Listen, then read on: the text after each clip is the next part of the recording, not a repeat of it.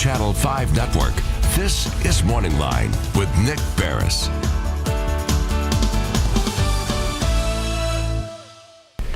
Good morning, everyone. Thanks for joining us on Morning Line. Nick Beres here on a cold, frigid Thursday. You know what? The temperature, I think, is 13. Feels like with the wind chill, -1.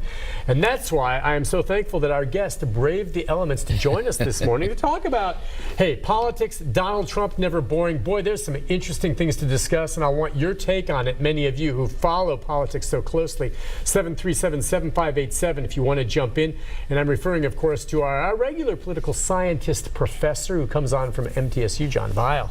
Good to be here. How are you? It's good to have you on. And I'll tell you now, in case you haven't been paying close attention, but over the past 24 hours or so, some very interesting developments with regard to Donald Trump and Steve Bannon. Mm-hmm. You know, the closest of friends and advisors at one point. Boy, a major split. And then, of course, we have the excerpts that have started coming out right now for Fire and Fury, okay, a book written by Michael Wolff talking about the days leading up to and Donald Trump becoming president. And in it, Bannon's quoted, and you've probably seen some of the quotes. And Professor, the book comes out on the 9th, but there have been excerpts, some detailed ones, fairly long one. Fascinating to read. Whether you are pro-Donald Trump, anti-Donald Trump, you need to read it. And the New Yorker has a large excerpt in it. What is your take early on about Fire and Fury? What do you know about this book? What do we know about Michael Wolff, the author, and the access, and whether or not what we are reading here is accurate? Apparently, he had fairly good access. I mean, he had, you know, he was told basically, you know, here's your office or here's your place. You can basically talk to anybody. Mm-hmm. Now, I think the biggest reservation people would have at this point is it's always possible that some of the things that he's quoting, of course, he may or may not have directly heard. Maybe he heard them from somebody else. So they might be an aid through the filter of Steve Bannon or someone else. And I think the other and more important reservation is we don't necessarily know that I mean, he paints a portrait of a White House that's fairly dysfunctional. No real chief of staff, 2 or 3 different people vying for that, including family members, which is, you know, apart from Bobby Kennedy, is fairly unusual in presidential administrations. And it's certainly possible and probably likely that after John Kelly was appointed chief of staff, that a bit of those kinks have been worked out. You remember during the Reagan administration, there was a time of fair amount of chaos until Howard Baker was brought in. Mm-hmm. You know, and he sort of here are the lines of authority, here's who has access, this is the way we're going to do. The one thing, of course, that Kelly, whether he's tried, I don't know, has not been able to stop, or hasn't at least stopped, are the tweets. Right. And, you know, the tweet storm we've had this week is almost comparable to the snowstorm we had in Tallahassee. I mean, it's fairly unusual. We will talk about some of those tweets, especially, and that's another part of what we can discuss with Donald Trump this week with North Korea. Sure. But I mean, this thing, and I kind of always felt this way early on with Donald Trump, that he was in this race early on, and I honestly believe that while he felt, hey, I could possibly win, I think he really didn't think he had a shot, but that he wasn't going to lose either way. And you know what? Genius businessman that he is, he was dead right. I mean, from the very beginning, he thought he makes a run at this, and you know what? I'm not going to change and go by anyone's rules because I don't expect and care if I win, but I'll be out there, and when this is all over, I win by losing. I will be the most famous man in the world. Mm-hmm. My brand will be off the charts. I will be, you know, a martyr to Hillary Clinton if she won. I will be more powerful. Don't have to put up with the stuff that comes with the presidency. I always believed Donald Trump was crazy like a fox in the sense that he was going to win either way. And I truly believe up until the very end, my take is he never really thought he would win. He was going to do it his way, hell or high water. That's certainly what the book suggests, that, you know, he was shocked. His wife, according to the reports, was in tears, which were not of joy. It talks about real quick, just if you don't mind, because for the people who haven't seen this, and you know, we've looked at this, but it talks about how throughout the campaign up until the very end, okay, they did not think that they would win. Okay, so 8 p.m. on election night, when the unexpected trend, Trump might actually win, seemed confirmed, according to the book, his son Don Jr. told a friend that his father looked as if he had seen a ghost, and that Milena was in tears, not of joy. And then there was, in a space of a little more than an hour, in Steve Bannon's observation, a befuddled Trump morphing into a disbelieving Trump, and then into a horrified Trump that, oh my gosh, I'm going to be president. And then a final transformation where Trump became the man who believed that he deserved to be president and was wholly capable of being president.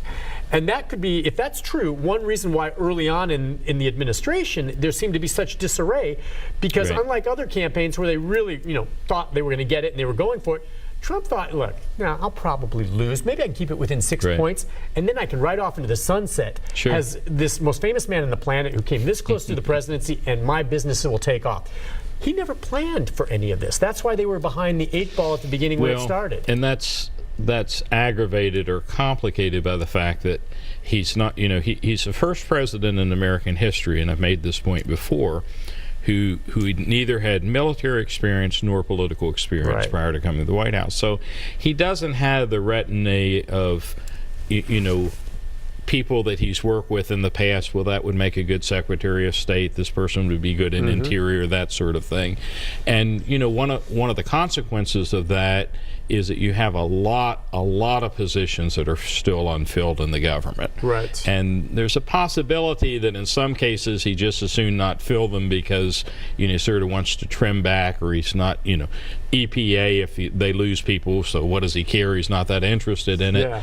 But I think it actually goes beyond that he just doesn't, he's not still quite sure who he can rely upon, and some of the people like Bannon that he has relied upon seem to have bit him.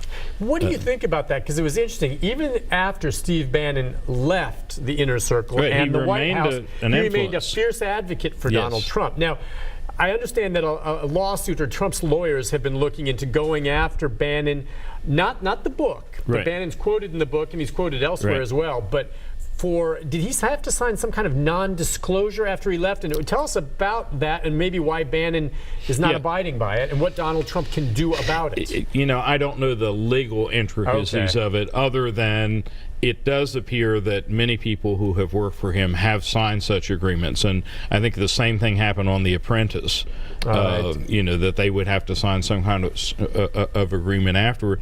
What's interesting is that he has kept a number of people, Scaramucci, for example, who, rose and fell in about a week, still seems to be very loyal to Trump. Right. And I think, until some of the indictments came down, maybe even Manafort and Flynn were not quite so certain what their status is at this point.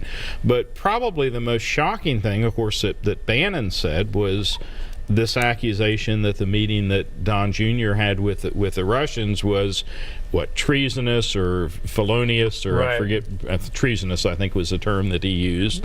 That's almost like throwing a bomb in the White House in terms of the impact that you're going to have. Yeah, the president seemed to be very upset about that. Well, he's and denying for sure, much of this, and I understand why.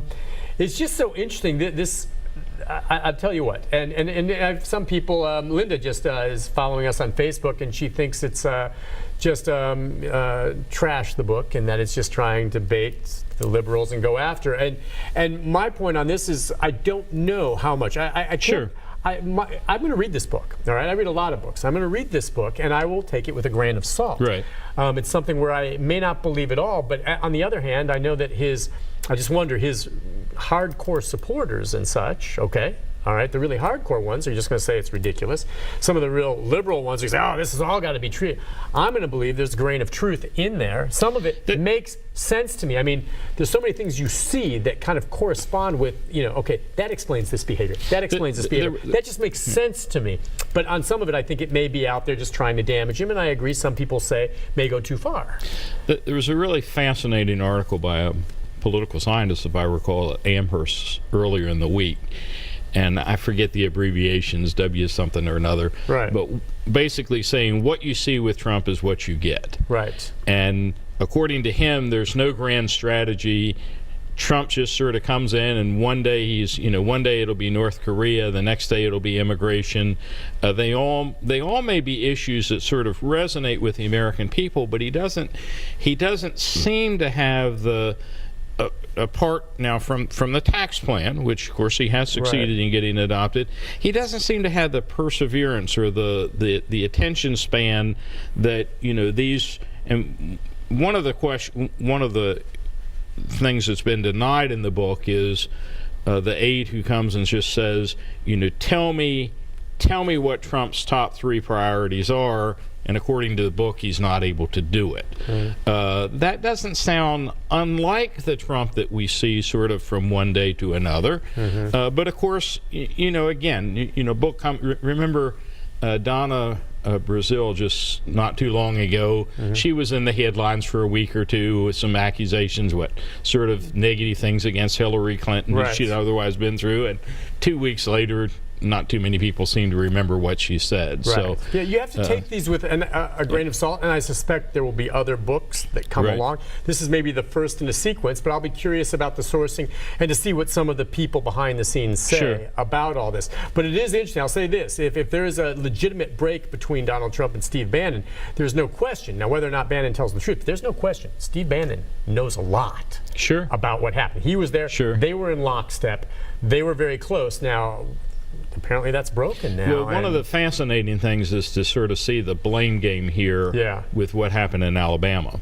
With the I do think Bannon deserves as much blame as anybody. I mean, Trump came on board, but I think a little bit more reluctantly. He'd originally supported Strange.